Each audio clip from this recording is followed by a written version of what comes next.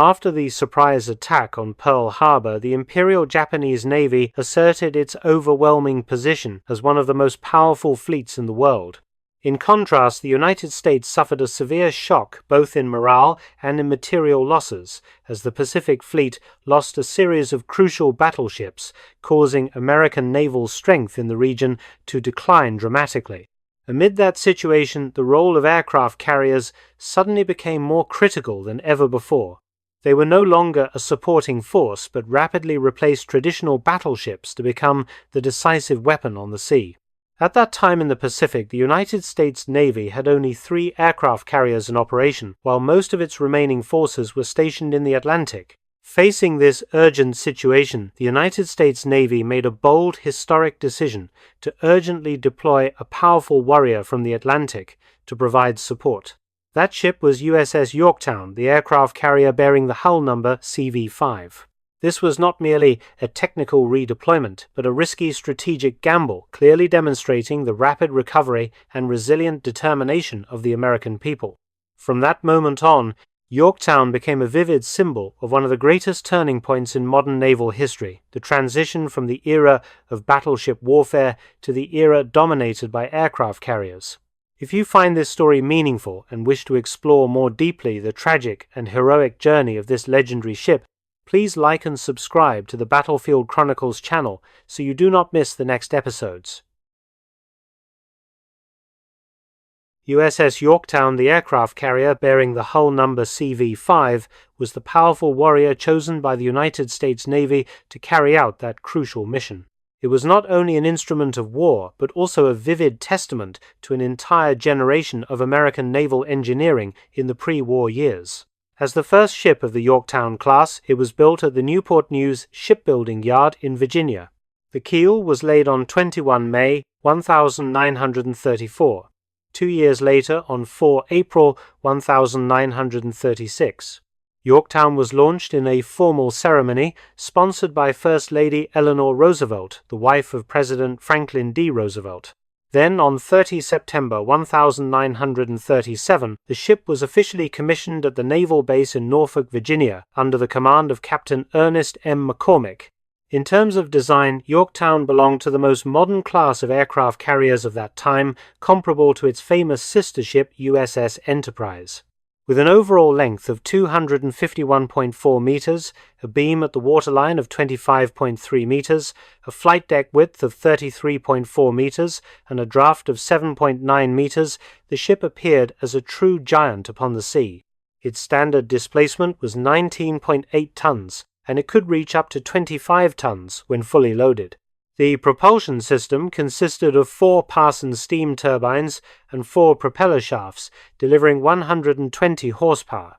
Thanks to this, Yorktown could achieve a maximum speed of about 60 km per hour and operate within a range of up to 23 km when maintaining a steady speed of 27.8 km per hour. The ship could carry more than 2.217 officers and sailors. In terms of armament and defense, Yorktown was equipped with 8 guns of 127 mm, 4 quadruple 28 mm guns, 24 machine guns of 12.7 mm, and 24 anti-aircraft guns of 20 mm. The protective armor ranged from 60 to 100 mm around the belt. The command tower was shielded by 100 mm steel, and the ship could carry up to 90 aircraft of various types. However, throughout its service life, Yorktown had a less fortunate fate compared to its sister ships. It never received any major overhaul or upgrade, even though the war forced every ship to operate at its maximum limits. While other ships in the class were improved in time, Yorktown had to fight with its original design from the 1930s.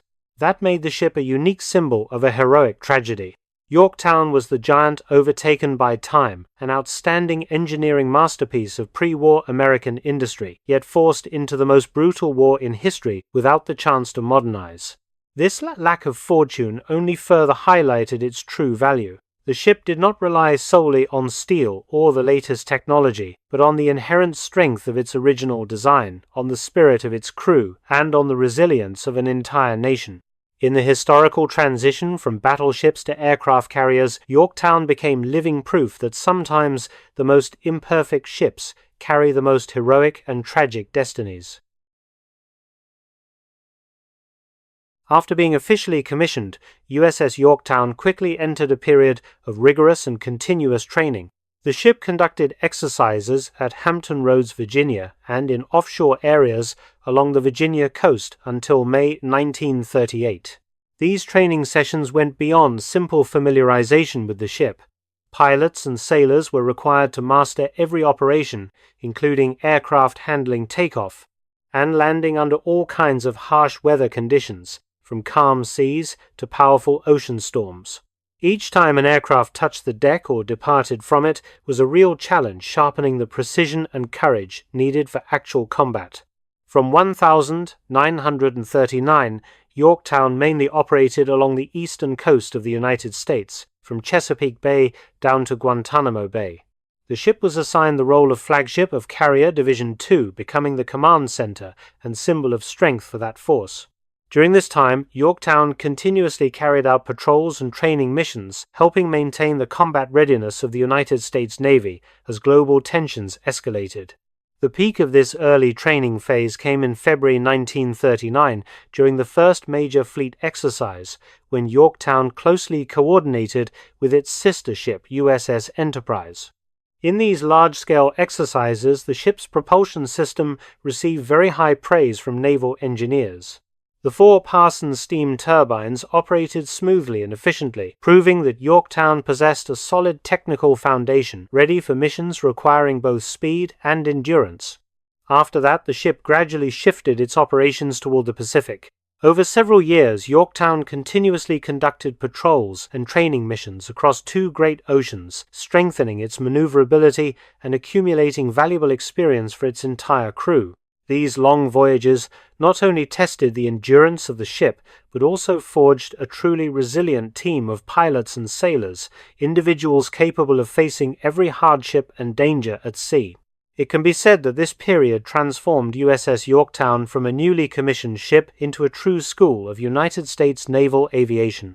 Every flight hour, every landing, every patrol was a living lesson, building a solid foundation for future victories. Yorktown was not merely an instrument of war. It was a place that forged spirit, skill, and courage for a generation of naval servicemen, those who would face the most brutal war in human history only a few years later. It was precisely this careful and relentless preparation during those relatively peaceful years that enabled the ship and its crew to be ready for the fateful challenges ahead. When the lessons from 2 great oceans had been deeply engraved into every pilot and sailor, USS Yorktown entered its first real battle, the Battle of the Coral Sea. This was a historic confrontation where 2 major aircraft carrier fleets of Japan and the Allied forces clashed for the first time without any ship directly seeing the other. From a tactical perspective, Japan could be considered to have the advantage, as it inflicted significant damage on Allied forces. However, from a strategic perspective, the battle carried a completely different meaning. Japan's strong advance toward the South and Southwest Pacific was halted. Their key invasion objectives were pushed back, forcing the empire to temporarily pause its expansion ambitions in this crucial region. Therefore, the Battle of the Coral Sea became an important strategic victory for the Allied side, despite the considerable losses it required. For USS Yorktown, this battle left a particularly painful mark. The ship suffered severe damage after intense air attacks. Naval engineers, after inspection, concluded that it would require at least 3 months to fully repair and restore Yorktown to complete combat readiness. Many at the time believed the ship would be out of action for a long period, possibly even indefinitely.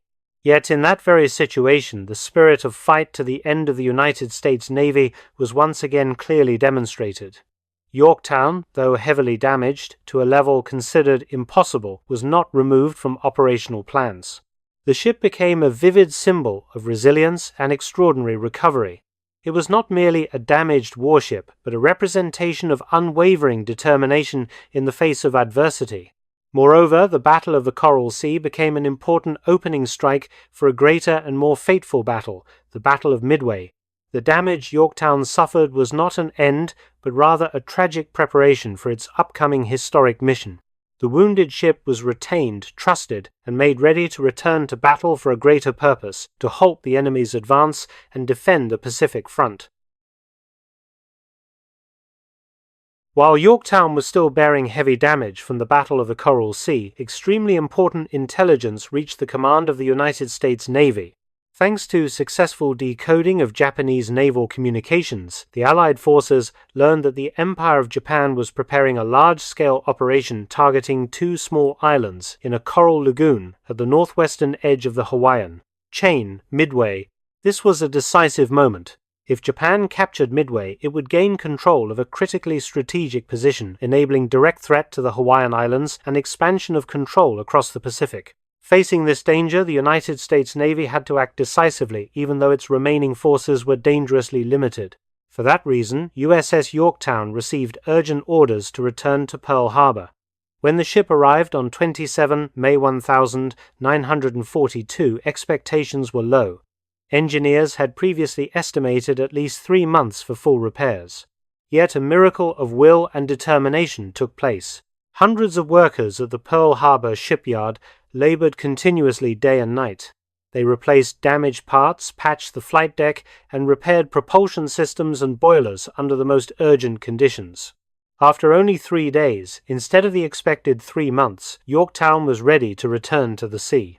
On 30 May 1942, the ship departed, becoming the core of Task Force 17 under the command of Rear Admiral Frank Jack Fletcher.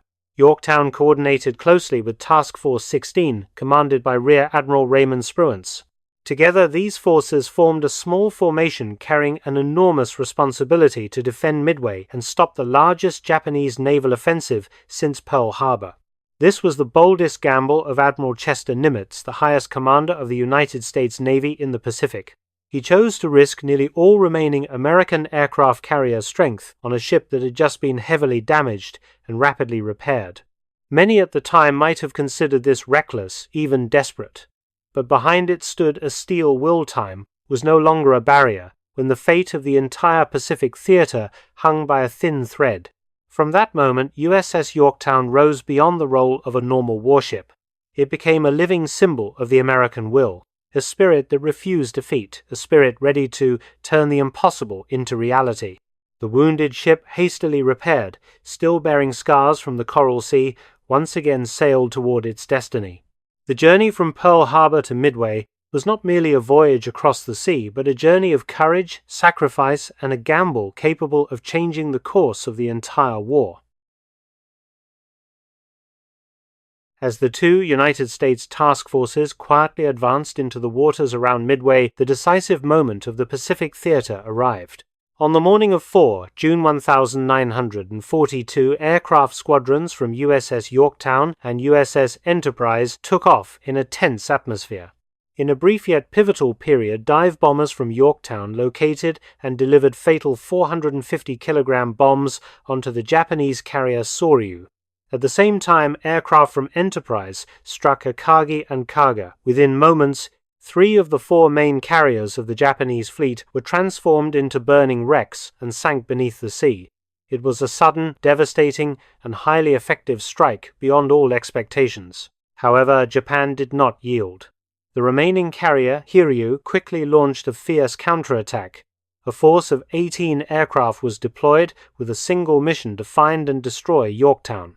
Facing this threat, the ship demonstrated a heroic and well-organized defense system. Yorktown's radar detected enemy aircraft from a great distance. Immediately, dauntless dive bombers were ordered to patrol at high altitude, forming an aerial shield. All remaining Wildcat fighters were launched to intercept. At the same time, dense anti-aircraft fire from the ship and its escorts rose like a wall of fire. With 8 guns of 127 mm, along with numerous anti-aircraft guns and machine guns. Yorktown was considered one of the most heavily defended carriers at that time. Despite this, even with modern defenses and careful preparation, Yorktown could not avoid critical hits. Around midday to early afternoon on June 3, Japanese dive bombs struck their targets. The first penetrated the flight deck, creating a hole of about 3 square meters, igniting 3 aircraft in the hangar and causing intense fires. The next 2 bombs hit the port, and starboard sides destroying the exhaust system and disabling most of the boilers. The ship quickly lost propulsion and drifted motionless on the vast sea. The attack did not end there. About 20 minutes after the boilers were disabled, at 16 hours 20, 2 torpedoes struck the port side of Yorktown. These torpedoes caused severe damage. The ship lost all electrical power, the rudder was jammed, and it began to list uncontrollably to port. Although Yorktown possessed one of the strongest defensive firepower systems of its time, it was still heavily hit. The reason lay in the extreme determination of the Japanese forces. They accepted heavy losses in exchange for destroying a United States carrier.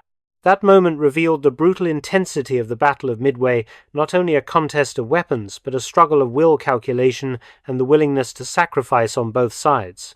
Yorktown, though critically damaged, continued to fight until its final moments, becoming a tragic and heroic symbol of the unyielding spirit of the United States Navy in one of the most important naval battles in history. When the final torpedoes struck the port side, causing a complete loss of power and a growing list to one side, Captain Elliot Buckmaster made a heavy but necessary decision. He ordered abandon ship. The crew began evacuation in an orderly manner. He himself was rescued by the destroyer Hamman, then quickly transferred to the heavy cruiser Astoria to report the situation to Rear Admiral Fletcher. Immediately, a rescue team was formed, hoping to save the ship, which was still afloat despite severe damage. That afternoon and into the following day, rescue efforts were carried out with urgency and determination.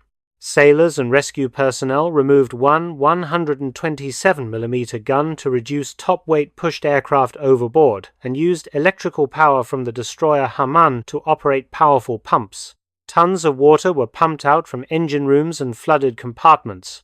Thanks to these relentless efforts, the dangerous list of Yorktown was reduced by about 2 degrees. Hope began to return. The ship seemed to still possess a strong will to survive, stubbornly holding on to the surface of the sea. Yet at that very moment of hope, tragedy struck without warning. The Japanese submarine 168 silently approached, slipping past the escort screen. In an instant, 4 torpedoes were launched from the starboard side. The destroyer Hamman bravely moved in to shield the carrier, but 1 torpedo struck it, breaking the ship in 2 and causing it to sink rapidly. 2 other torpedoes hit Yorktown directly beneath the curved section of the hull behind the island's superstructure. The 4th torpedo passed beyond the stern. These new wounds shattered all remaining hope of saving the ship. Even so, Yorktown did not surrender easily. Throughout that night and into the next day, the ship continued to float, heavily damaged and deeply scarred. Only at 7 hours 1 minute, on the morning of 7 June 1942, did Yorktown finally roll to port and sink forever to the ocean floor at a depth of about 5.5 meters. Yorktown did not die immediately. The fact that it remained afloat for nearly 2 full days after being critically struck became the most powerful symbol of the unyielding spirit of both the ship and its crew. It was not only the endurance of steel, but the strength of will, forged through years of harsh training and brutal combat. The sacrifice of Yorktown, together with the loss of the destroyer Hamman, secured one of the greatest strategic victories in the Pacific theater. Japan lost all 4 of its main aircraft carriers in a single battle, while the United States lost only 1 carrier, Yorktown. The Battle of Midway thus became a historic turning point. From a difficult defensive position, the Allied forces shifted to a powerful offensive. The balance of power in the Pacific was reversed, and the path toward final victory had begun. USS Yorktown, though resting deep beneath the ocean, remains forever a tragic and heroic symbol of the spirit of the United States Navy in the Second World War. When the final waves closed over the place where Yorktown sank, the journey of the aircraft carrier bearing the hull number CV-5 came to an end. From a warrior urgently deployed from the Atlantic to the Pacific in a moment of crisis, Yorktown became a silent hero whose sacrifice carried historical significance. The ship served for less than 5 years, yet that short life played a crucial role in changing the entire course of the war in the Pacific. Throughout its journey, USS Yorktown clearly embodied 3 core values of modern naval history. First was the power of intelligence, as the decoding of secret communications allowed the Allied forces to anticipate enemy plans. Second was extraordinary resilience, when a ship expected to require 3 months of repair returned to battle after only 3 days of continuous effort. Third was the decisive role of aircraft carriers, no longer a supporting force, but the central factor determining victory or defeat in major naval battles of the Second World War. Yorktown was not merely a massive structure of steel with a wide flight deck and powerful propulsion system. It was also a living symbol of courage, noble sacrifice, and strategic intelligence. A single ship could change an entire ocean. That idea seemed to be written through the fate of Yorktown. At the decisive moment at Midway, the ship accepted standing on the line between life and death to protect a greater purpose, the future of the entire Pacific theater. In the history of human warfare, few ships have carried a destiny both tragic and heroic in such a way. Yorktown did not sink into silence and oblivion. It sank in the glory of a great strategic victory, where 4 Japanese carriers were destroyed at the cost of only 1 American carrier. From a fragile defensive position after Pearl Harbor, the Allied forces shifted to a powerful offensive, and the path to final victory began from the very waters where Yorktown now rests. Today, at a depth of 5.5 meters beneath the Pacific Ocean, the ship still lies there as a silent witness to courage and sacrifice. USS Yorktown remains forever a legend of the United States Navy and an eternal lesson of will, intelligence, and unyielding spirit for all generations who study and admire military history.